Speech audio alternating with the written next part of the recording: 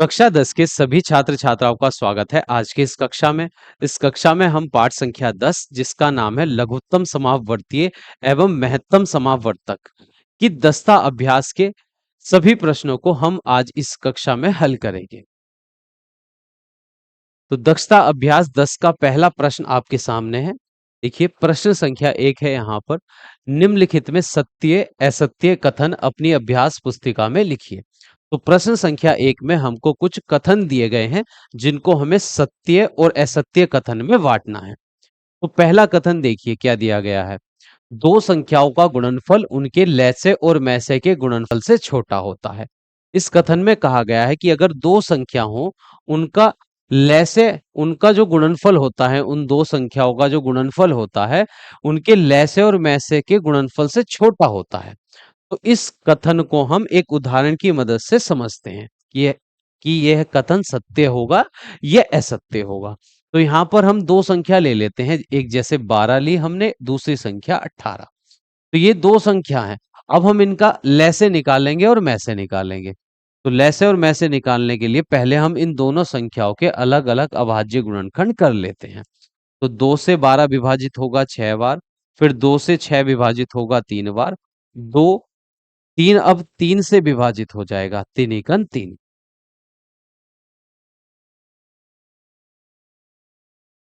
अब 2 से 18 को विभाजित करेंगे 9 बार, फिर 3 से 9 विभाजित होगा 3 बार और फिर 3 एकन 3। तो संख्या 12 के अभाज्य गुणनखंड हमको प्राप्त हुए हैं 2 गुणा 2 गुणा 3, और संख्या 18 के अभाज्य गुणनखंड हमको प्राप्त हुए हैं 2 गुणा 3 गुणा 3। अब हम इन दोनों संख्याओं का पहले मैं से ज्ञात कर लेते हैं। तो मैं से ज्ञात करने के लिए हम इन दोनों संख्याओं के अभाज्य गुणनखंड में जो एक जैसी अभाज्य संख्या है उनका जोड़ा बनाएंगे। तो 2 का जोड़ा बन गया, यहाँ पर 3 का जोड़ा बना। इस जोड़े में से एक 2 आ जाएगा, दूसरे वाले जोड़े में से एक 3 आ जाएगा। तो 3 की गुणा 2 से करने पर आ जाएगा 6। तो 12 और 18 का जो मैसे है वह है 6। अब हम निकालेंगे लैसे।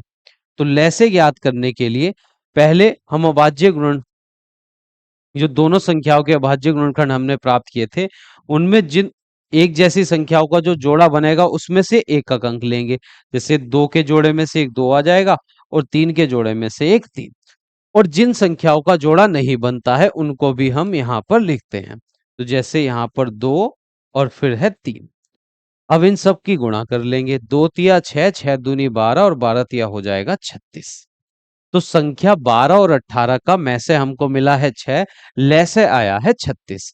अब कथन एक में हमसे पूछा गया था, कहा गया था कि इन दोनों किन्हीं दो संख्याओं का जो गुणनफल होता है उनके लैसे और मैसे के गुणनफल से छोटा होता है। चलिए इसकी जांच कर लेते हैं। अगर हम इन दोनों संख्याओं का गुणनफल ज्ञात करें तो 12 अट्ठे होते हैं 96 का 6 हासिल लगे 9, 12 कन 12 और 9 हो जाएंगे 21। तो इन दोनों संख्याओं का गुणनफल आया है 216। अब हम इन दोनों संख्याओं के लैसे और मैसे का गुणनफल ज्ञात करते हैं। लैसे 36 है, मैसे 6 है। 36 और 6 की गुणा करेंगे, 6 छंग 36 हासिल लगा 1, 6 तिया 18 और 1 हो गए 19। तो यहाँ अच्छा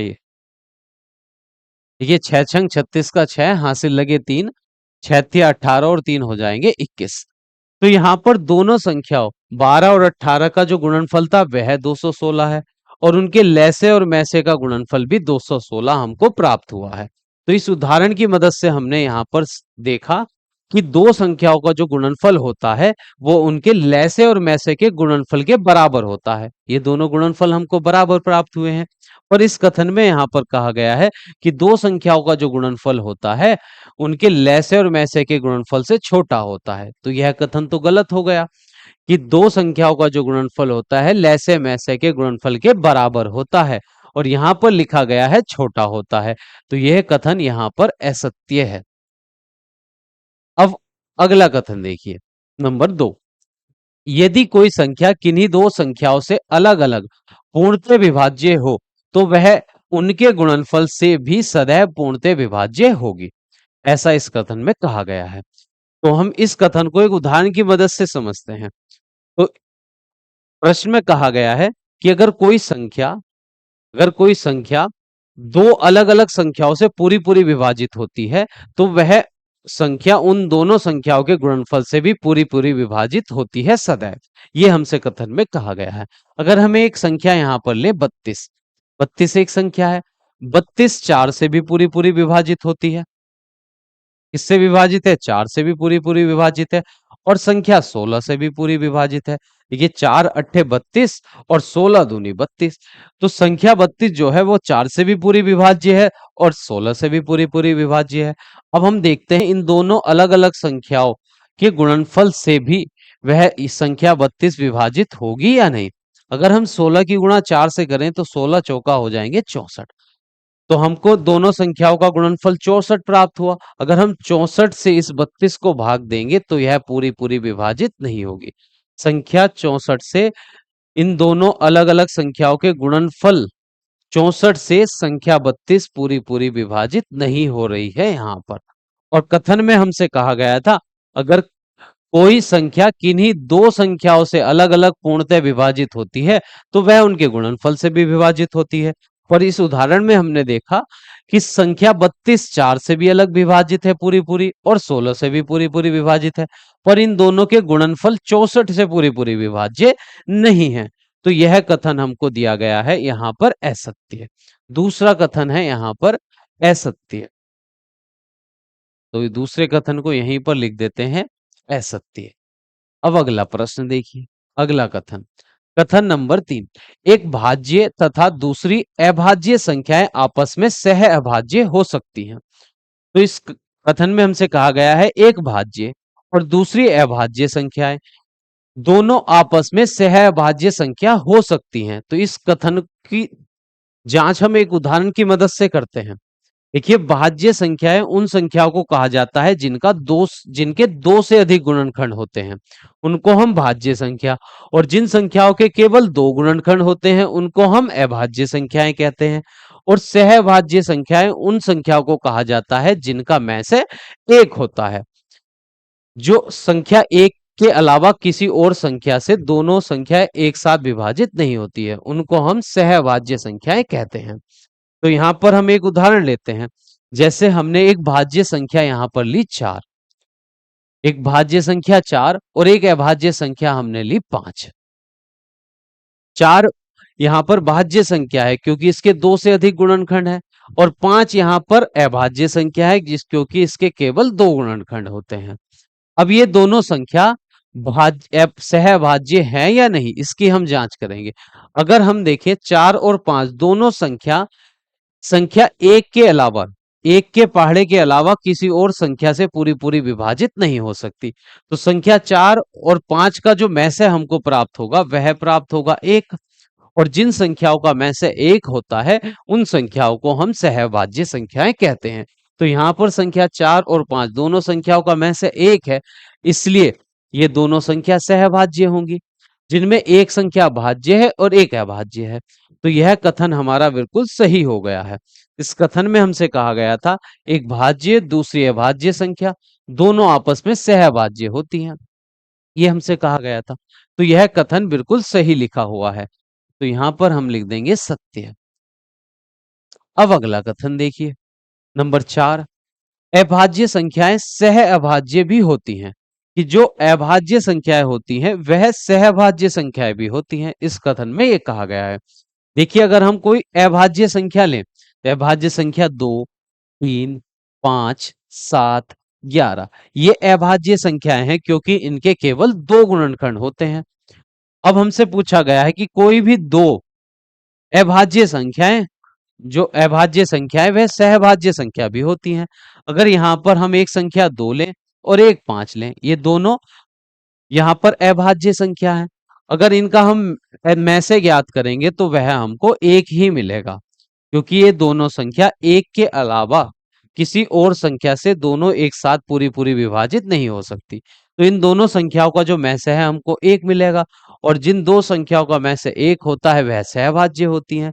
अगर आप कोई सी भी दो अभाज्य संख्याएं लेंगे और उनका फिर में से ज्ञात करेंगे तो आपको एक ही मिलेगा।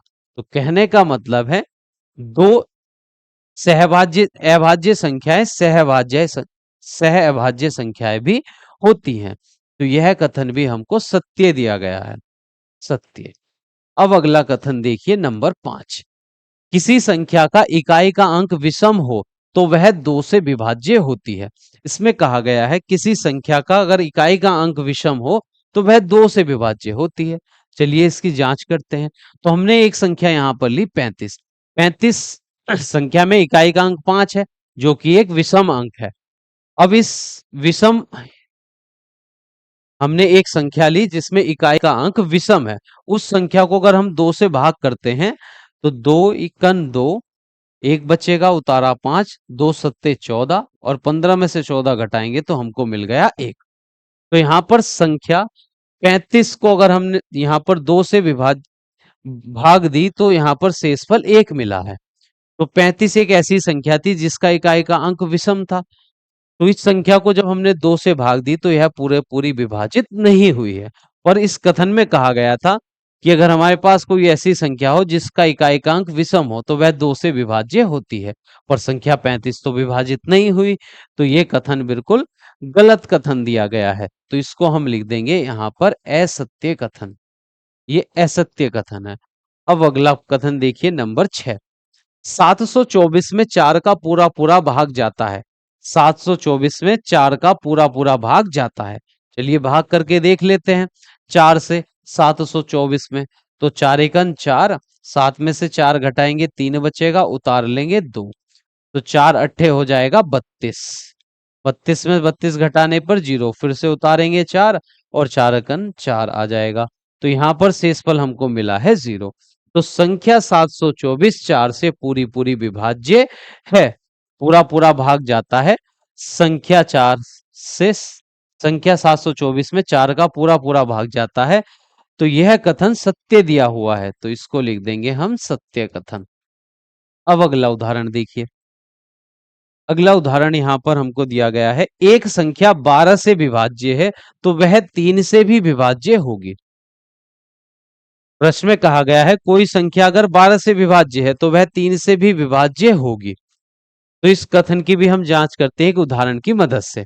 देखिए संख्या अगर हम ले 24 तो 24 12 से पूरी विभाजित होती है। और अब इस संख्या को अगर हम 3 से भाग करें तो 3 अट्ठे 24, तो ये 3 से भी पूरी विभाजित हो जाएगी। तो संख्या 12, कोई भी संख्या अगर 12 से विभाजित है तो संख्या 12 के जो गुणनखंड होंगे, जैसे 4 तिया 12, तो यह संख्या 24 4 से भी विभाजित होगी और 3 से भी विभाजित होगी। तो आपको यहाँ पर याद रखना है, अगर कोई संख्या 12 से पूरी विभाजित होती है तो वह उस संख्या 12 के गुणनखंड 4 से भी पूरी विभाजित होगी और 3 से भी पूरी विभाजित होगी। तो यहाँ पर ये कथन हमको सही दिया गया है कि अगर कोई संख्या 12 से पूरी विभाजित है तो वह 3 से भी पूरी विभाजित होगी, क्योंकि 3 संख्या 12 का एक गुणनखंड है। ठीक, तो ये कथन हमको यहां पर दिया गया है सत्य कथन। अब हम चलते हैं अगले कथन पर। ये अगला कथन है, दी गई संख्याओं का लैसे उनमें से सबसे बड़ी संख्या से छोटा हो सकता है, छोटा नहीं हो सकता है। तो अभी हमने दो संख्याओं का लैसे और मैसे यहां पर ज्ञात किया था। एक संख्या 12 थी और एक 18 थी। तो 12 और 18 का जो लैसे आया था वह 36 है और मैसे उनका आया था 6। तो इन दोनों संख्याओं का जो लैसे है 36, वह बड़ी वाली संख्या से बड़ा आया है। तो आपको यहां पर याद रखना होगा कि किन्हीं भी दो संख्याओं का जो लैसे होता है वह बड़ी वाली संख्या के सदैव या तो उसके बराबर आ सकता है या उससे बड़ा होगा, कभी छोटा नहीं हो सकता। तो ये कथन यहाँ पर सत्य दिया गया है कि दी गई संख्याओं का जो लैसे होता है उनमें से सबसे बड़ी संख्या से छोटा नहीं हो सकता, उससे या तो उसके बराबर होगा या उससे बड़ा होगा। तो ये कथन यहाँ पर सत्य दिया गया है। अब अगला कथन देखिए नंबर 9। किन्हीं संख्याओं का लैसे उनके मैसे का अपवर्तीय नहीं होता। तो प्रश्न में कहा गया है कि किन्हीं संख्याओं का अगर हम लैसे मैसे में देखें कि संख्याओं का जो लैसे होता है वह मैसे का अपवर्तीय नहीं होता, ये कथन में कहा गया है। तो हम इस उदाहरण में देख सकते हैं कि संख्या 12 और 18 का तो मैसे आया था 6 और ल से आया था 36। जो संख्या 36 है वह मैं से का अपवर्त्य है, क्योंकि जब हम 6 से इस 36 को भाग करेंगे तो पूरा पूरा विभाजित हो जाएगी संख्या 6। 36 6 से। तो हमने यहाँ पर देखा दो संख्याओं का जो लैसे और मैसे होता है, उनमें लैसे वाली संख्या मैसे का अपवर्तीय होती है। पर इस कथन में कहा गया है कि किन्हीं संख्याओं का लैसे उनके मैसे का अपवर्तीय नहीं होता है। तो ये कथन असत्य दिया गया है। अब लास्ट कथन देखिए इस प्रश्न का, सहभाज्य संख्याओं का मैसे एक होता है। तो सहअभाज्य संख्याएं उन्हीं को कहा जाता है जिनका मैसे एक हो। तो यह कथन सत्य दिया गया है, सहभाज्य संख्याएं उन्हीं को कहा जाता है जिन दो संख्याओं का मैसे सदैव एक हो। तो यह कथन यहां पर सत्य दिया गया है। तो प्रश्न संख्या 1 हमारी कंप्लीट हो चुकी है, जिसमें हमें दिए गए कथनों को सत्य और असत्य में वर्गीकृत करना था। अब अगला प्रश्न देखिए, प्रश्न संख्या 2। प्रश्न संख्या 2 है, निम्नांकित के प्रथम 5 अपवर्तीय लिखिए। तो प्रश्न संख्या 2 में हमको दी गई संख्याओं के प्रथम 5 अपवर्तीय लिखने हैं। तो पहले हम संख्या 13 के अपवर्तीय लिख लेते हैं। 13 के प्रथम 5 अपवर्तीय।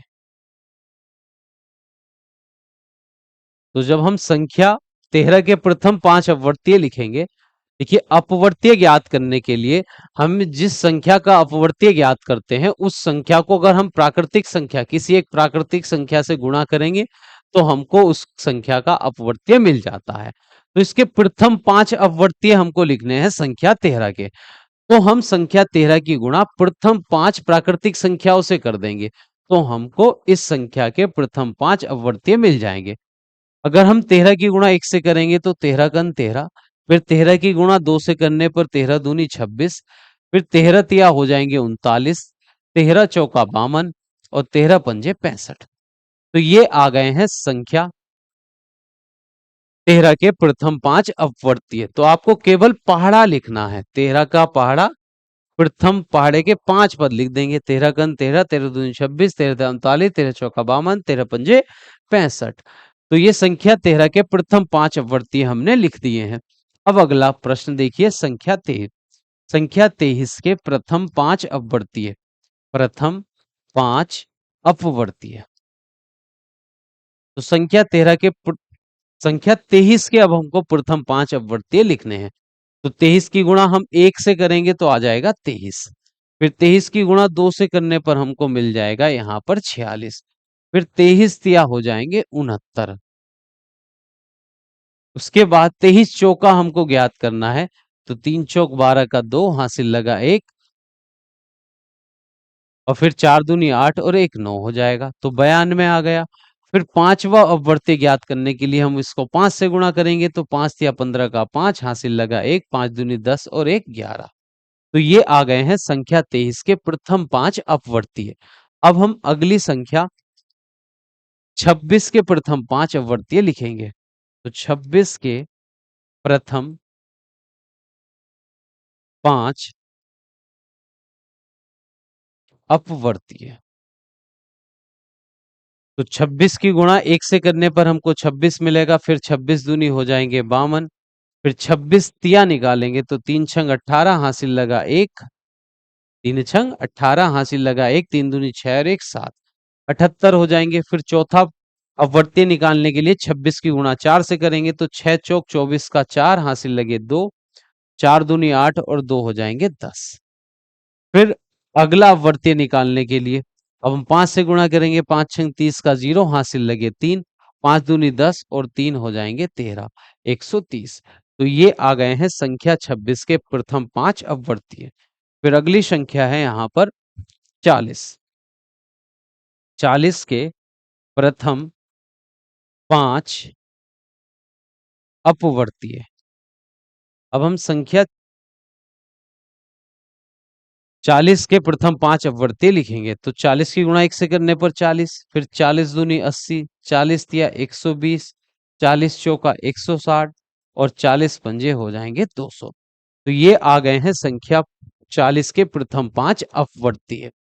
अब प्रश्न संख्या 2 हमारी कंप्लीट हो चुकी है। अब हम चलते हैं प्रश्न संख्या 3 पर। देखिए प्रश्न संख्या 3 में कहा गया है कि निम्नांकित में से 15 किसका अपवर्तक है। कि 15, यहां पर तीन संख्याएं हमको दी गई हैं, इन तीन संख्याओं में से हमको देखकर बताना है कि 15 किसका अपवर्तक है। तो हम इन सभी संख्याओं को 15 से विभाजित करके देखेंगे, और तो जो संख्या 15 से पूरी पूरी विभाजित हो जाएगी वही उसी संख्या का 15 अपवर्तक होगा। तो 15 से अगर हम 3125 को भाग करें, देखिए 15 से अगर हम 3125 को भाग करें तो 15 दूनी 30, यहां पर बच जाएगा शेष 1, उतार लेंगे 2। और 15 के पहाड़े में 12 तो आएगा नहीं, तो इसका 0 लगाएंगे, उतारेंगे 5। तो 15 अट्ठे यहां पर हो जाएंगे 120। तो यह पूरा पूरा विभाजित नहीं होगी। तो संख्या 15 से 3125 पूरी पूरी विभाजित नहीं है, इसलिए 3125 का अपवर्तक 15 नहीं है। फिर अगली संख्या देखिए, 12 2 9 8 9 4 0। अब इसको 15 से भाग करते हैं, तो 15 अट्ठे 120, यहां पर आ जाएगा 2 शेष, उतार लेंगे 9। अब 15 दूनी 30 तो ज्यादा हो जाएंगे, 15 कन 15, इनको घटाने पर हमको मिलेगा 4 और 1, उतार लिया 4। 15 नम्मा 135। अब इनको अगर हम घटाएंगे, 14 में से 5 घटाने पर हमको मिलेंगे 9, उतार लेंगे फिर हम 0। तो 15 छंग हो जाएगा 90। तो संख्या यहां पर 1,22,940 जो संख्या है वह 15 से पूरी पूरी विभाजित हो गई है।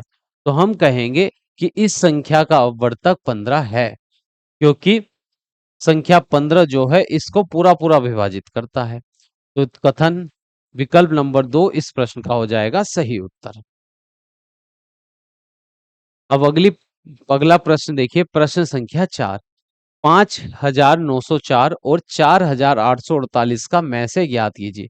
अब इन दोनों संख्याओं का हमको मैं से ज्ञात करना है। तो मैं से ज्ञात करने के लिए हम दोनों संख्याओं के अभाज्य गुणनखंड अलग अलग करेंगे। 5,904 को हम भाग करेंगे पहले 2 से, 2 दूनी 4, एक बचेगा, हो जाएगा 19। 2 नम 18, एक बचा, 2 पंजे 10, फिर 2 दूनी 4, फिर 2 से 2 एकन 2, 2 चौक 8, एक बचेगा, 2 सत्ते 14, फिर यहाँ पर एक बच जाएगा, 2 छंग 12। फिर ये 2 से विभाजित हो जाएगा, 2 सत्ते 14, 2 तिया 6 और फिर 2 अट्ठे 16। 2 से 2 तिया 6, एक बचा, हो गया 13, 2 छंग 12, फिर यहाँ पर बचा एक, 2 नम 18। फिर ये 3 से विभाजित होगा, 3 एकन 3, 3 दूनी 6, 3 तिया 9। फिर 3 से 3 चौक 12 और 3 एकन 3। तो ये 41 से विभाजित हुआ, 41 कन 41। अब 48 के अभाज्य गुणनखंड करते हैं। तो 2 से 2 दूनी 4, 2 चौक 8, 2 दूनी 4, 2 चौक 8। फिर 2 से 2 एकन 2, 2 दूनी 4, फिर 2 एकन 2, 2 दूनी 4। फिर 2 से 2 छंग 12, एक में पढ़ा जाएगा नहीं, 0, 2 एकन 2।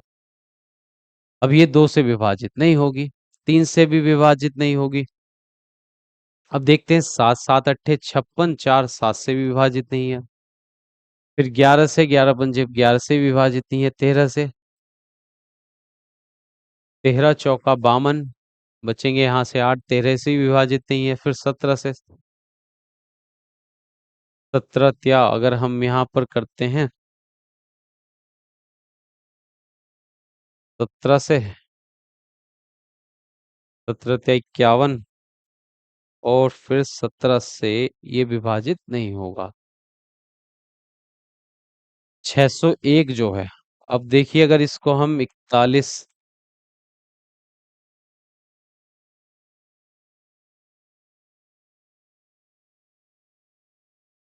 ये हो जाएगा,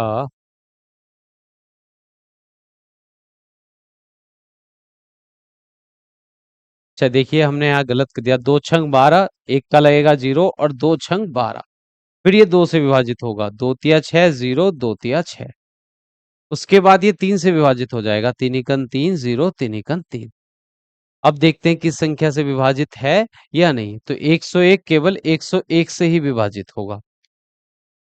तो संख्या 5,904 का जो अभाज्य गुणनखंड है वह आ गए हैं 2 गुणा 2 गुणा 2 गुणा 2। 4 बार 2 हैं, तीन, 2 बार 3 है और 1 बार 41 है। अब संख्या 4848 के अभाज्य गुणनखंड है 2 गुणा 2 गुणा 2 गुणा 2, फिर 3 गुणा 101। अब हमें को इन संख्याओं का मैं से ज्ञात करना था, तो दोनों संख्याओं के अभाज्य गुणनखंड में हम एक जैसी अभाज्य संख्याओं के जोड़े बनाएंगे। तो 2 का जोड़ा यहाँ पर भी बन गया जोड़ा, ये भी बन गया जोड़ा, फिर 3 का भी जोड़ा। अब जिन जिन संख्याओं के जोड़े बने हैं प्रत्येक जोड़े में से एक अंक लिखेंगे। तो ये 2 आ जाएगा, फिर दूसरे जोड़े में से एक 2, तीसरे में से भी एक 2 और चौथे जोड़े में से भी एक 2, फिर पांचवें जोड़े में से आ जाएगा 3। अब हम इनकी गुणा कर लेते हैं। 2 दूनी 4, दूनी 8, दूनी 16 और 16 तिया हो गए हैं 48। तो इन दोनों संख्याओं का जो में से हमको प्राप्त हुआ है वह प्राप्त हुआ है 48। ठीक है। और प्रश्न संख्या 4 हमारी कंप्लीट हो चुकी है। इसमें हमको दो संख्याओं का में से ज्ञात करने के लिए कहा गया था। अब हम अगले प्रश्न पर चलते हैं। प्रश्न संख्या 5 देखिए। 4 छात्र एक मैदान के चारों ओर दौड़ लगाते हैं। वे क्रम से 30 सेकंड, 40 सेकंड और 50 सेकंड और 60 सेकंड में मैदान का पूरा चक्कर लगाते हैं। यदि वे मैदान के किसी एक बिंदु से एक साथ दौड़ना प्रारंभ करें तो बताइए कम से कम कितना समय पश्चात वे उसी बिंदु पर पुनः मिलेंगे। तो इस प्रश्न में हमसे कहा गया है कि एक मैदान है जिसके चारों ओर 4 छात्र क्रम से, पहला छात्र जो है 30 सेकंड में एक चक्कर लगाता है, दूसरा छात्र 40 सेकंड में एक चक्कर लगा देता है और तीसरा छात्र उस मैदान का 50 सेकंड में चक्कर लगाता है और चौथा छात्र उस मैदान का 60 सेकंड में चक्कर लगाता है।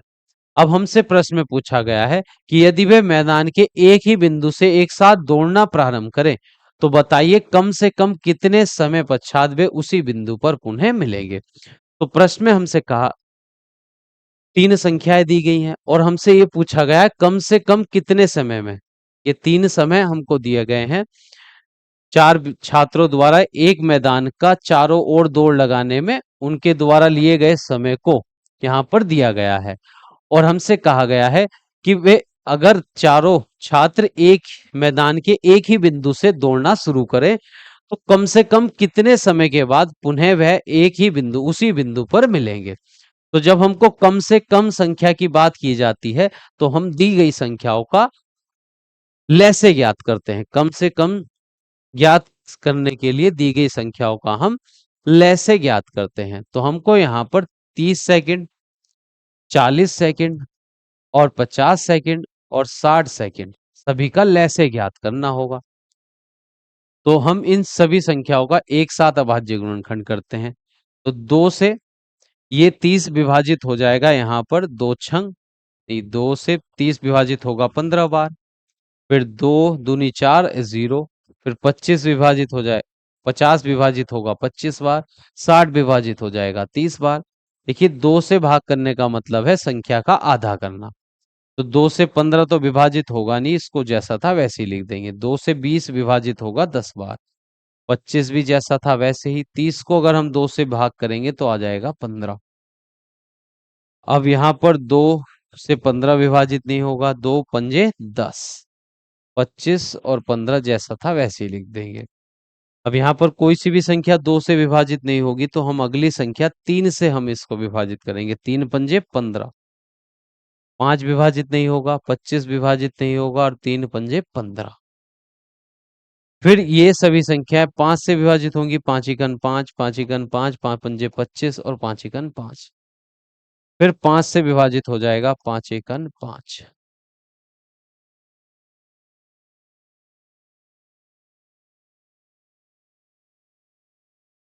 तो इन सभी संख्याओं का जो लैसे हमको मिलेगा, लैसे आ गया है 2 गुणा 2 गुणा 2 गुणा 3 गुणा 5 और गुणा 5। इनकी गुणा कर लेते हैं। 2 दूनी 4 दूनी 8, देखिए 8, 8 तिया 24, 24 पंजे 120 और 120 पंजे अगर हम देखते हैं तो वो हो जाएगा 600। 600 एक बार दोबारा से पंजे हो जाएगा 25 और 2 दूनी 4, 4 की गुणा 25 से करेंगे 100 और 3 दूनी 6, तो ये आ जाएगा 600। तो यहाँ पर दी गई संख्याओं का जब हमने लैसे ज्ञात किया तो वह हमको प्राप्त हुआ 600। तो ये संख्याएं सेकंड दी गई थी, तो ये लैसे भी हमको सेकंड में मिलेगा, सेकंड। तो 600 सेकंड के बाद वे चारों मित्र एक साथ उस मैदान के बिंदु पर मिलेंगे जहां से उन्होंने दौड़ना शुरू किया था। तो 600 सेकंड हमारे इस प्रश्न का हो जाएगा सही उत्तर। तो यहां पर हम लिख सकते हैं अतः 600 सेकंड, 600 सेकंड के बाद चारों मित्र, चारों मित्र एक साथ, एक साथ प्रारंभिक स्थान पर मिलेंगे।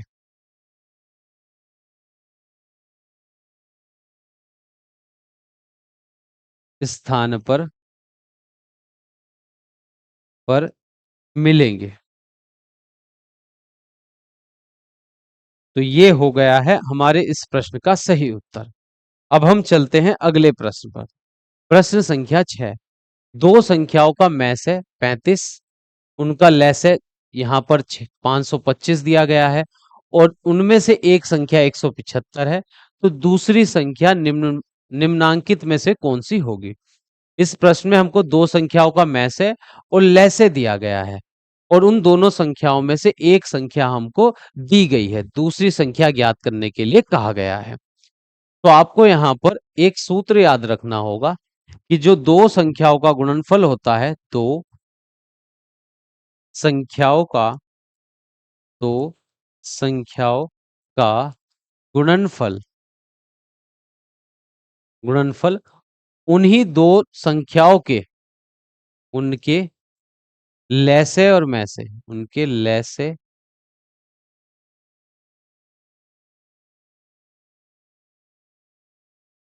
मैसे का गुणनफल।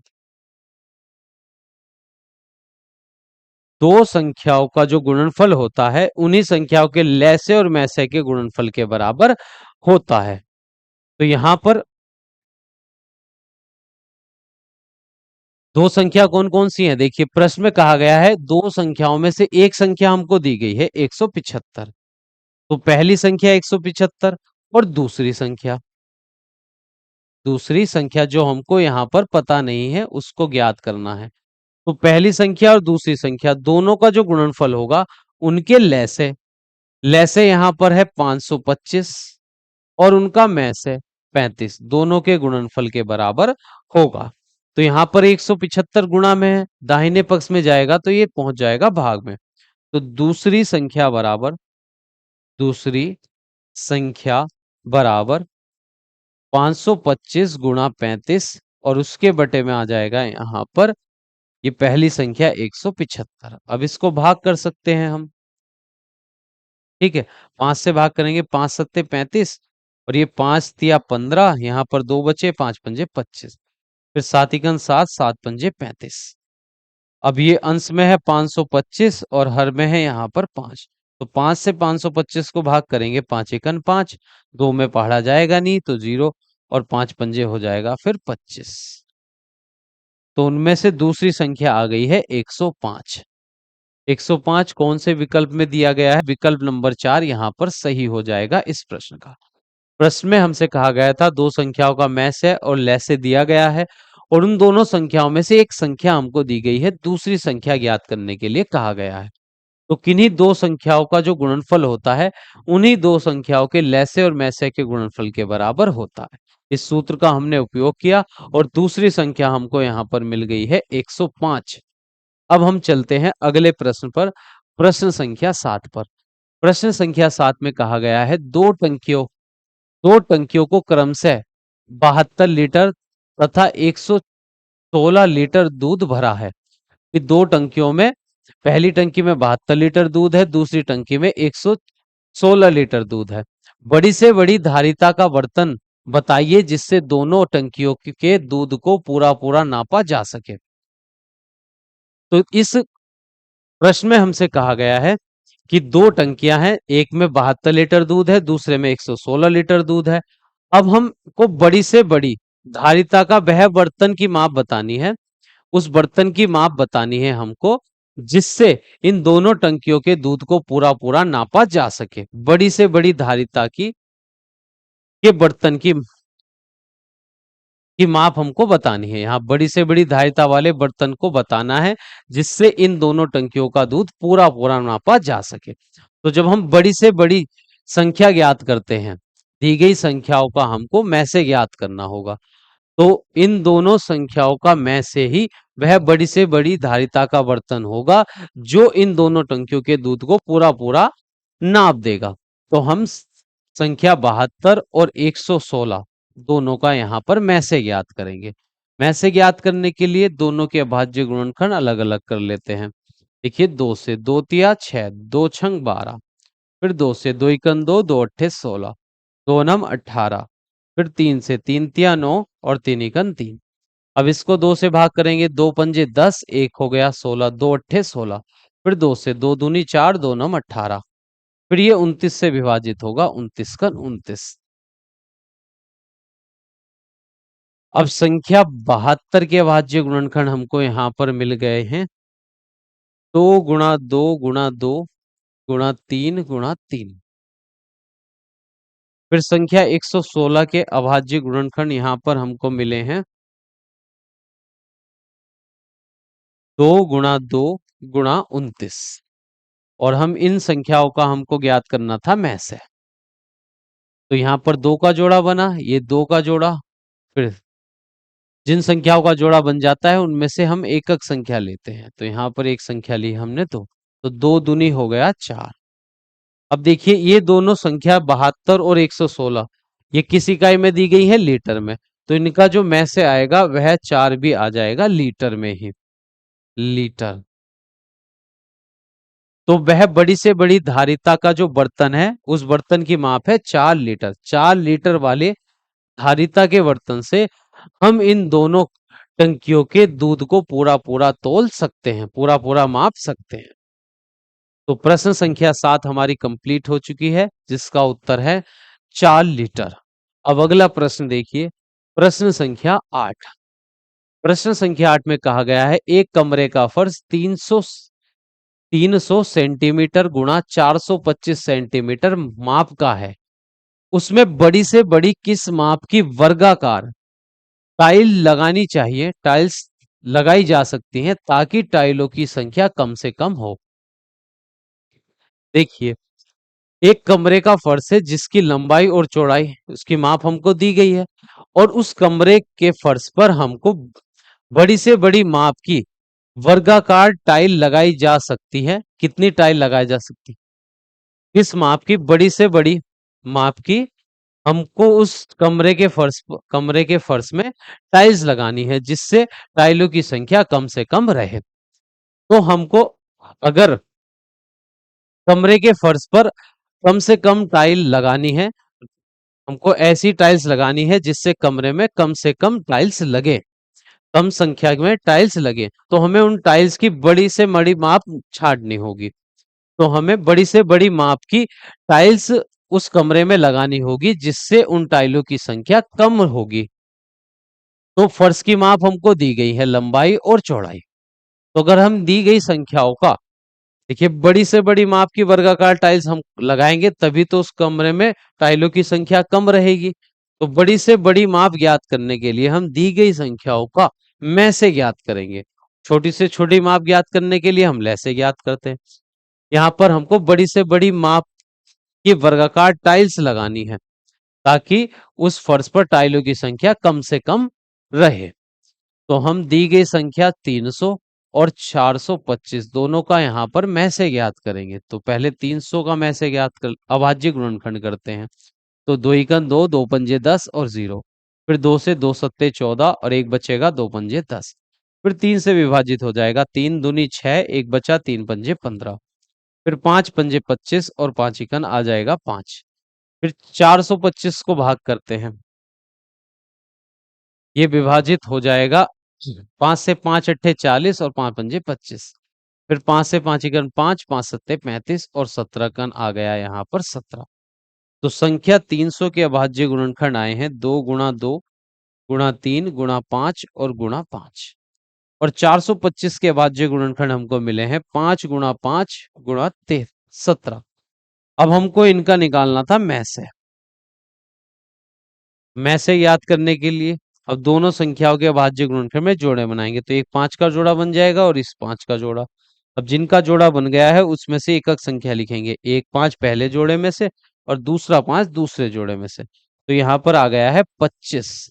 ये दोनों मापे हमको सेंटीमीटर में दी गई थी तो मैं से भी हमको सेंटीमीटर में मिलेगा इन दोनों संख्याओं का। तो 25 सेंटीमीटर भुजा की वर्गाकार टाइल्स हमको इस फर्श कमरे के फर्श में लगानी चाहिए, जिससे इस कमरे के फर्श में टाइलों की संख्या कम से कम रहेगी। तो यहां पर हम लिख लेते हैं अतः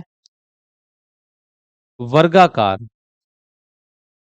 वर्गाकार टाइल वर्गाकार माप टाइल की माप बराबर हो जाएगी, देखिए 25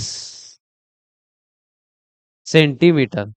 टाइल की भुजा लिख लेते हैं, ये वर्गाकार टाइल की जो भुजा होगी वह 25 सेंटीमीटर की होगी और यही हमारे इस प्रश्न का हो जाएगा सही उत्तर। अब हम चलते हैं अगले प्रश्न पर, प्रश्न संख्या 9 पर। देखिए 3 होजों में क्रमशः 330, 375 और 450 लीटर पानी भरा है। 3 होजें हैं जिनमें पहली में 330, दूसरी में 375 और तीसरी में 450 लीटर पानी भरा हुआ है।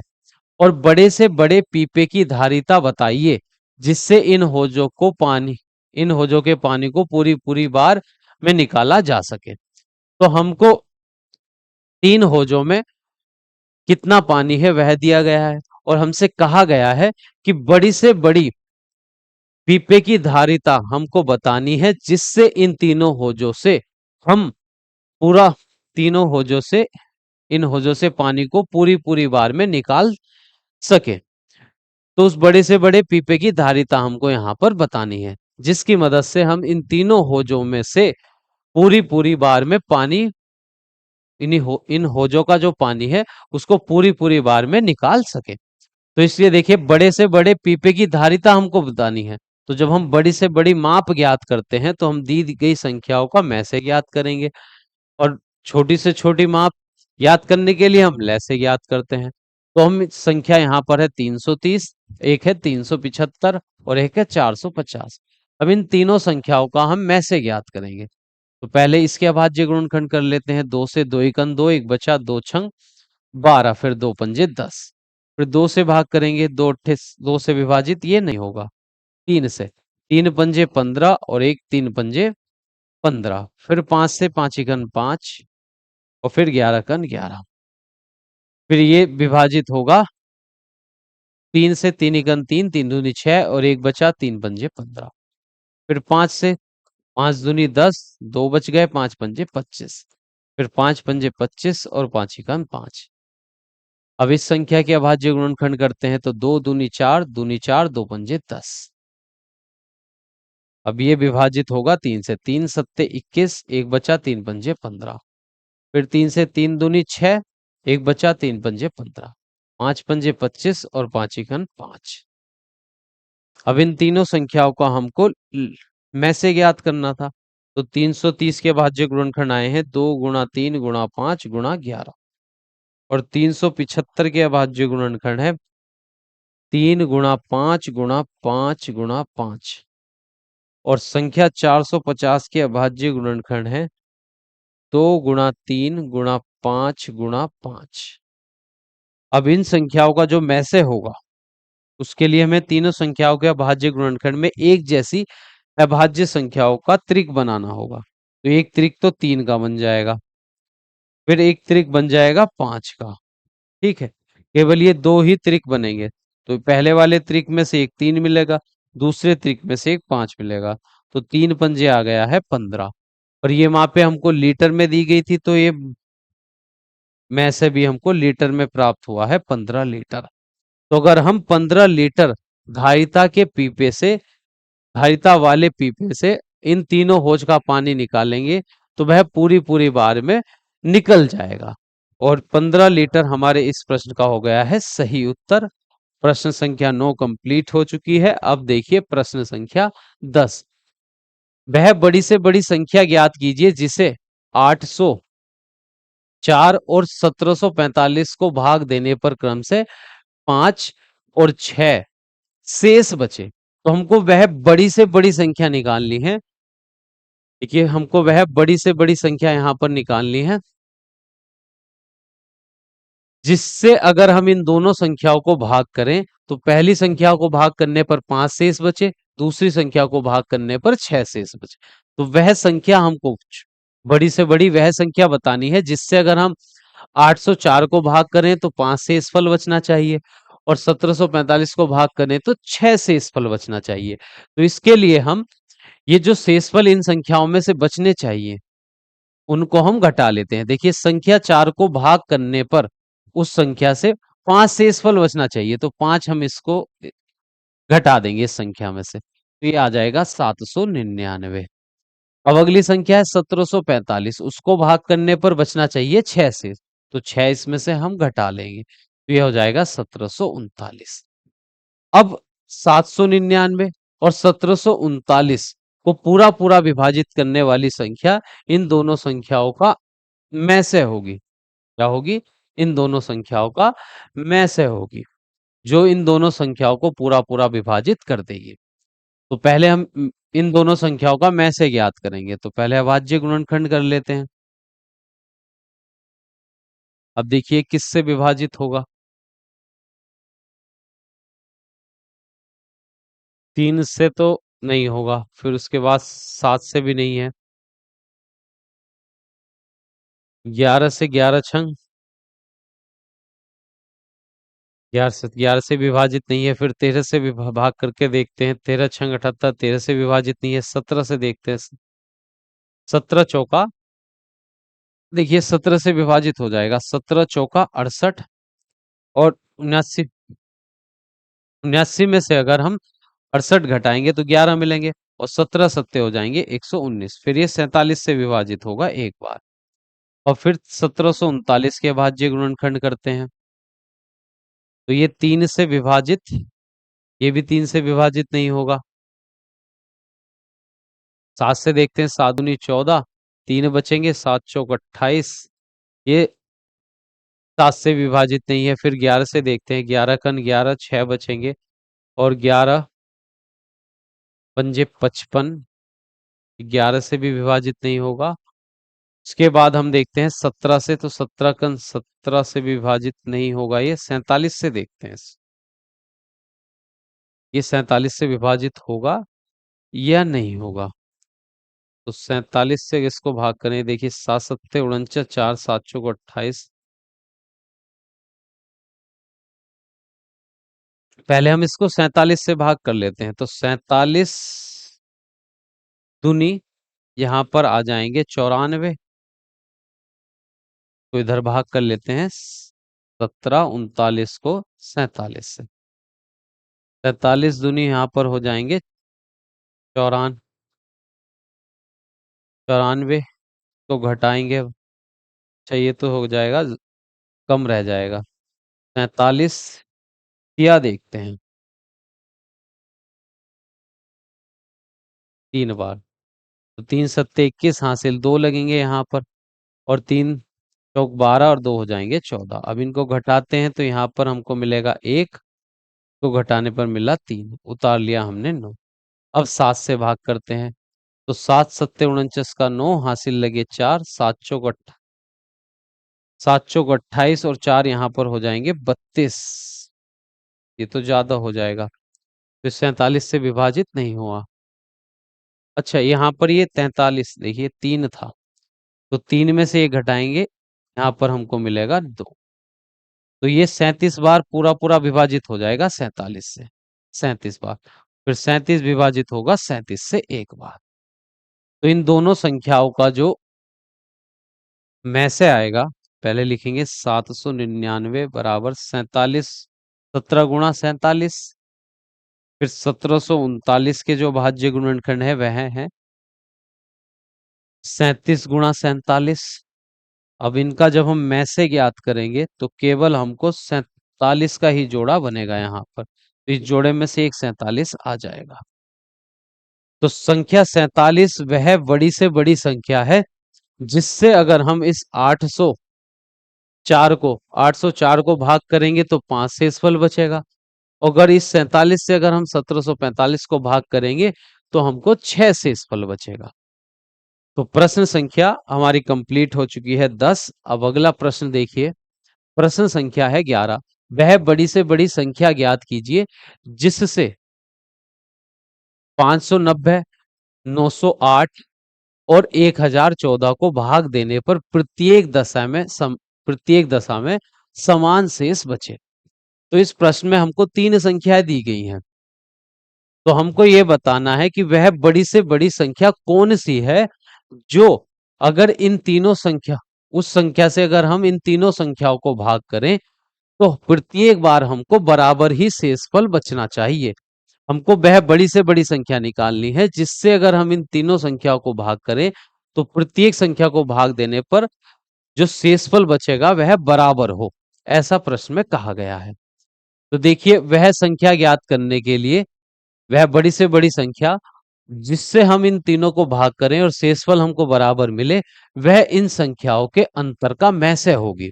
इन संख्याओं के अंतर का में से होगी, तो हमको इन संख्याओं का अंतर निकालना है पहले। देखिए, तीन संख्या है 990, 908 और 1014।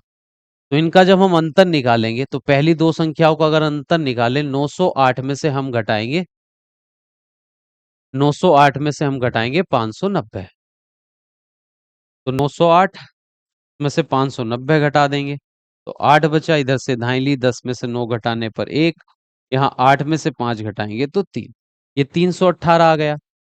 अब बाद वाली दो संख्याओं का अंतर लेते हैं, तो 1014 में से 908 घटाएंगे, 1014 में से हमको घटाना है 908।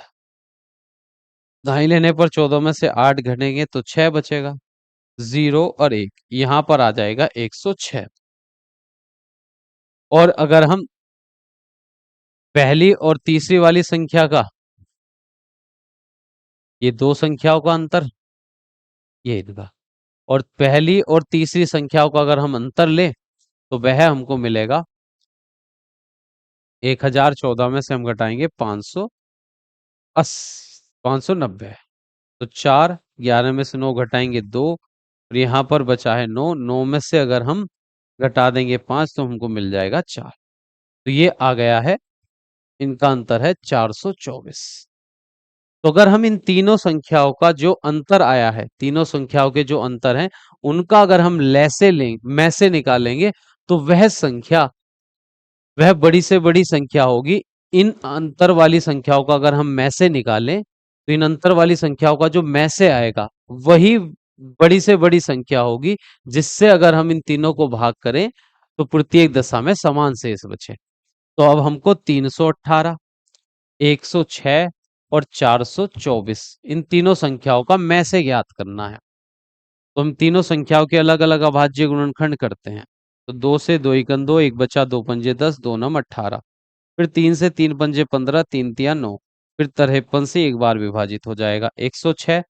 2 से 2 पंजे 10, 2 तिया 6। फिर 53 कन 53 आ जाएगा। फिर 424 को भाग करना है। देखिए, 2 दूनी 4, 2 एकम 2, 2 दूनी 4। फिर इसको भाग करेंगे हम 2 से, 2 एकम 2, बीच में 0, 2 एकम 2। ये विभाजित होगा 101 से, 101 से विभाजित होगा। अच्छा, ये 2 एकम 2, ये 0, 2 छंग 12, 106 आएगा। 2 से 2 एकम 2, एक में पढ़ा जाएगा नहीं तो 0, 2 छंग 12। फिर 2 से 2 पंजे 10, 2 तिया 6, और फिर 53 कन आ जाएगा 53। तो संख्या 318 के जो अभाज्य गुणनखंड हमको मिले हैं वह 2 गुणा 3 गुणा 53। फिर अगली संख्या है 106, उसमें 2 गुणा 53। फिर अगली संख्या है 424, इसके अभाज्य गुणनखंड में 2 गुणा 2 गुणा 2 गुणा 53 हमको मिला है। अब हमको इनका में से ज्ञात करना है। तो ये संख्या 2 का त्रिक बनेगा, फिर एक 53 का त्रिक बन जाएगा। तो इस 2 के त्रिक में से 2 और 53 के त्रिक में से हमको मिलेगा 53। अब इनकी गुणा कर देते हैं, 2 तिया 6 और 2 पंजे 10। तो संख्या 106 जो है वह बड़ी से बड़ी संख्या है, जिससे अगर हम इन तीनों संख्याओं को भाग करेंगे तो प्रत्येक दशा में बराबर ही शेषफल हमको मिलेगा। देखिए हम इनको भाग करके भी देख सकते हैं। देखिए अगर हम 106 से 590 को भाग करें तो कितनी बार पढ़ा जाएगा इसमें, देखिए ये पढ़ा जाएगा इसमें 5 5 बार। 5 6 30 का 0, ये 3 5 एकन 5, तो यहाँ पर शेषफल हमको मिल गया 60। अब अगली संख्या में अगर हम भाग करें 908 में 106 से, अब इसको अगर भाग करें तो ये 8 बार 9, हाँ 8 बार चला जाएगा पहाड़ा। 8 6 48 का 8 हासिल लगे यहाँ पर 4, 8 6 48, यहाँ पर ये आ गया 4, 8 एकन 8। तो 8 में से 8 घटाएंगे 0, धाई लेंगे, 10 में 4 घटाने पर 6। फिर तीसरी संख्या 1014 को अगर हम 106 से भाग करें तो यहाँ पर पहाड़ा हमारा जाएगा 9 बार। 9 6 54 का 4 हासिल 5, ये 9 एकन 9, ये 0 आ गया, धाई लेने पर यहाँ पर 11 में से 5 घटाएंगे 60। तो आप देख सकते हैं कि 106 वह संख्या है जिससे हमने इन तीनों संख्याओं को भाग दिया और प्रत्येक दशा में जो शेषफल मिला है, प्रत्येक बार हमको शेषफल यहाँ पर 60 ही प्राप्त हुआ है। तो 106 हमारे इस प्रश्न का सही उत्तर है। ठीक है,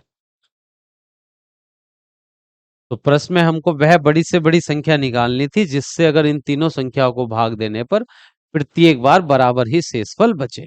तो वह संख्या है हमारी 106। अब हम अगले प्रश्न पर चलते हैं। प्रश्न संख्या 12, उत्तर का सही विकल्प छांटिए। तीन संख्याएं 1:2:3 के अनुपात में है, के अनुपात में है, यदि उनका में से 12 है तो ये संख्याएं क्या होंगी।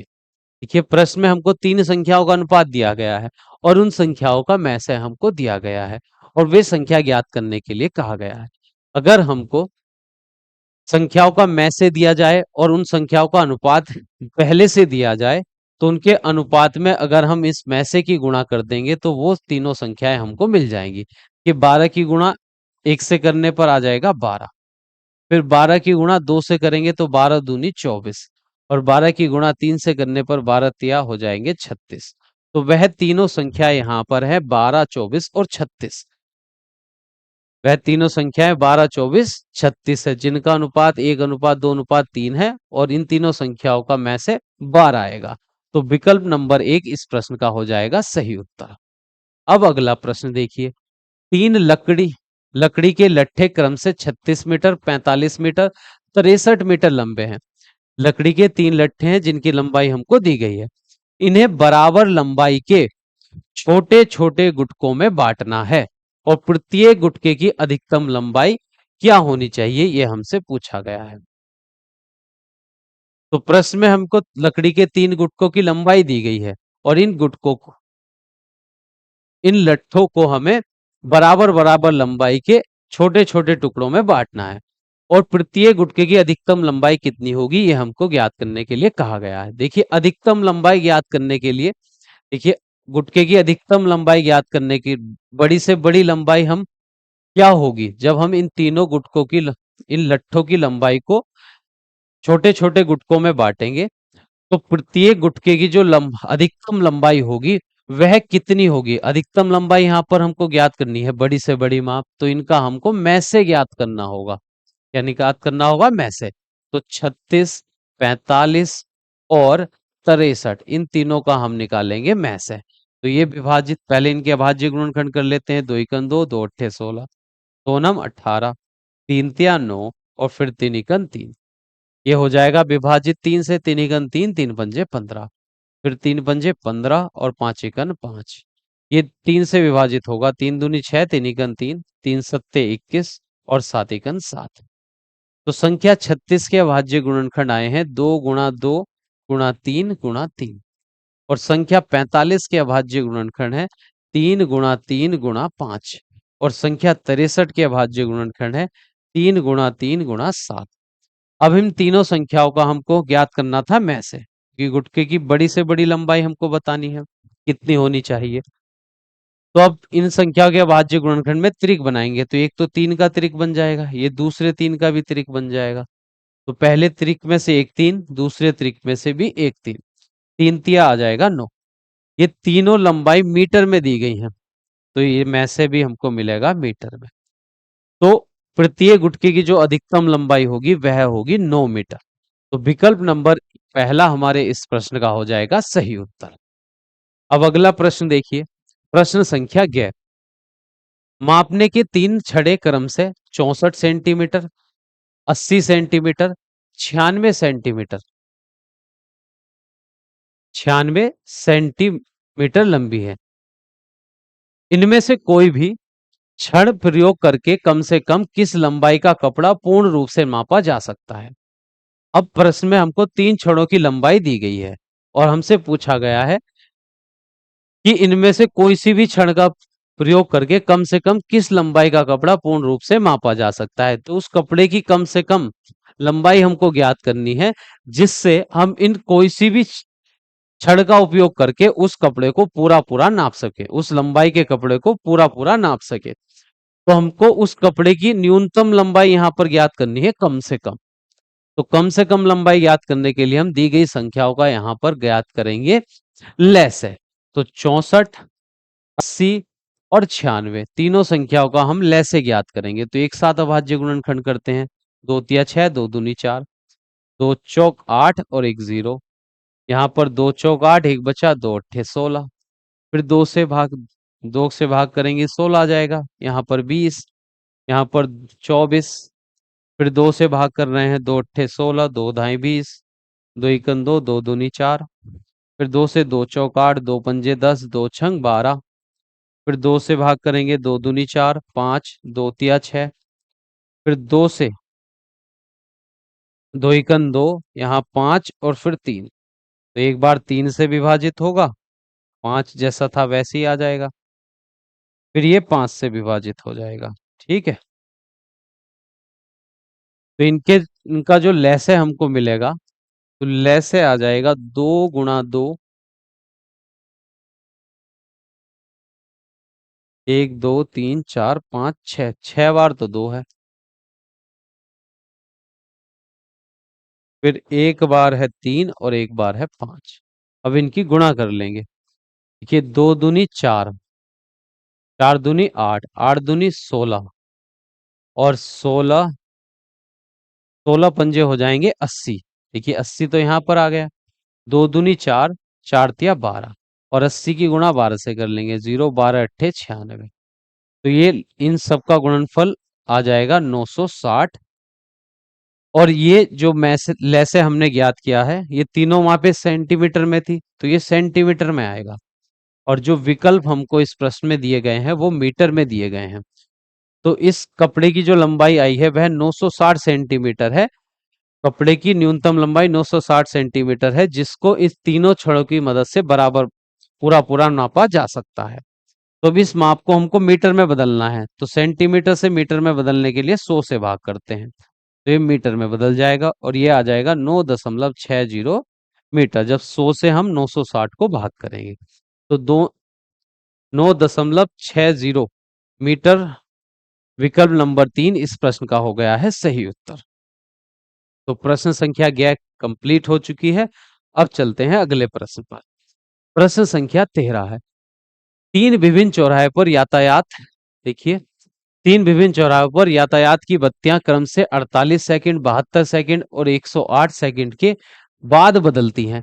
यदि वे 8:20 पर एक साथ बदलें तो पुनः एक साथ कब बदलेंगी, ये हमको यहाँ पर बताना है। देखिए, तीन विभिन्न चौराहे पर यातायात की बत्तियां क्रम से, पहली बत्ती 48 सेकंड के बाद, दूसरी 72 सेकंड के बाद, तीसरी 108 सेकंड के बाद बदलती हैं। तो अगर वे तीनों एक साथ 8:20 पर बदलें तो इस समय के बाद वे पुनः दोबारा से एक साथ कब बदलेंगी, वो समय हमको यहाँ पर बताना है।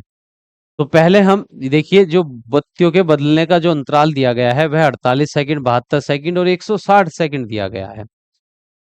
तो पहले हम कम से कम समय हमें निकालना है कि 8:20 के बाद कम से कम कितना समय होगा जब तीनों बत्तियां एक साथ बदलेंगी।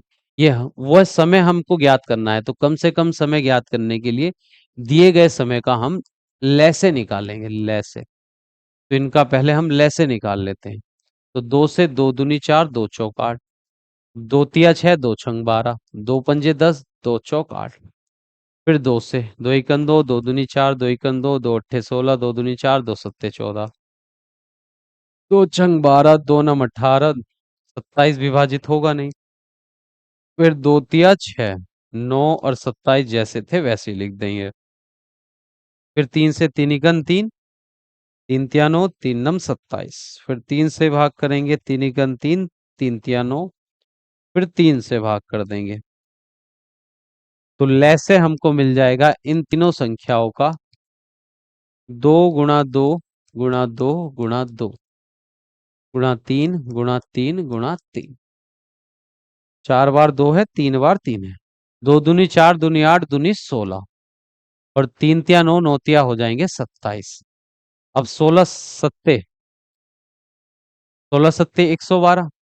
तो 12 का 2 हासिल लगे 11। 16 दूनी 32 और 11 हो जाएंगे 43। तो 432, देखिए ये मापे सेकंड में दी गई हैं। तो 432 सेकंड के बाद वे तीनों बत्तियां एक साथ बदलेंगी। तो अगर वह 8:20 के, देखिए वे तीनों बत्तियां एक साथ जो हैं 432 सेकंड के अंतराल पर एक साथ बदल बदल रही हैं। तो अगर वह 8:20 पर एक साथ बदली, तो अगली बार वह 432 सेकंड के बाद एक साथ बदलेंगे। तो अगर इन 432 सेकंड को हम मिनट में बदलें तो 60 से भाग करना होगा। ठीक है, 60 छंग 360 या 60 सत्ते 420, घटाएंगे 0, तो बचा 1। तो यहाँ 7 मिनट 12 सेकंड हो जाएगा ये। तो 7 मिनट 12 सेकंड। तो अगर वे एक साथ 8:20 पर एक साथ बदली हैं, तो अगली बार वह 7 मिनट 12 सेकंड के बाद बदलेंगी। तो अगर 8 बजकर क्या समय हो जाएगा, 8:27 मिनट और 12 सेकंड के बाद वह पुनः एक साथ बदलेंगी और यह हमारे इस प्रश्न का हो जाएगा सही उत्तर। 8:27 मिनट और 12 सेकंड पर वह तीनों बत्तियां एक साथ बदलेंगी। ये हमारे इस प्रश्न का है सही उत्तर। अब अगला प्रश्न देखिए, लास्ट प्रश्न है यह है दक्षता अभ्यास 10 का। एक आयत का क्षेत्रफल 56 वर्ग सेंटीमीटर है। पूर्णांकों में उसकी लंबाई और चौड़ाई क्या क्या हो सकती है। देखिए आयत का जो क्षेत्रफल है वह 56 वर्ग सेंटीमीटर है। क्षेत्रफल 56 वर्ग सेंटीमीटर दिया गया है। अब इसकी संभव लंबाई और चौड़ाई क्या क्या हो सकती है पूर्णांक में, ये हमको बताना है। देखिए आयत का क्षेत्रफल ज्ञात करने का सूत्र होता है लंबाई गुणा चौड़ाई। दोनों की गुणा करेंगे तो हमको 56 वर्ग मीटर मिलना चाहिए। तो वैसी दो पूर्णांक संख्या हम देखेंगे जिनका गुणनफल 56 हो। तो देखिए अगर एक की गुणा हम 56 से करें तो भी हमको 56 मिलेगा। अगर हम दो की गुणा कर दें 28 से तो भी हमको 56 मिलेगा। फिर 3 से 4 की गुणा 14 से करेंगे तो हमको 56 मिलेगा। फिर इसके बाद 8 की गुणा अगर हम 7 अट्ठे भी 56 होते हैं। ठीक है, तो प्रश्न में हमसे कहा गया था कि एक आयत का जो क्षेत्रफल है वह 56 वर्ग सेंटीमीटर है। तो पूर्णांकों में उसकी लंबाई और चौड़ाई क्या क्या हो सकती है ये हमको बताना है। तो क्षेत्रफल ज्ञात करने का सूत्र होता है आयत का लंबाई गुणा चौड़ाई।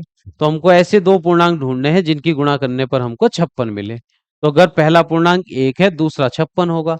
पहला अगर लंबाई 2 है तो चौड़ाई 28 होगी, तभी तो 56 मिल सकता है, ये वर्ग सेंटीमीटर। अगर लंबाई 4 होगी, चौड़ाई 14 होगी तो हमको 56 मिल जाएगा। लंबाई अगर 7 होगी, चौड़ाई 8 होगी तो हमको 56 वर्ग सेंटीमीटर उसका आयत का क्षेत्रफल मिल जाएगा। तो पूर्णांक में उनकी लंबाई और चौड़ाई केवल ये हो सकती है, लंबाई 1 चौड़ाई 56, या चौड़ाई 1 हो जाएगी और लंबाई 56 वर्ग मीटर सेंटीमीटर होगी, तो दोनों की गुणा करने पर 56 वर्ग सेंटीमीटर मिल जाएगा।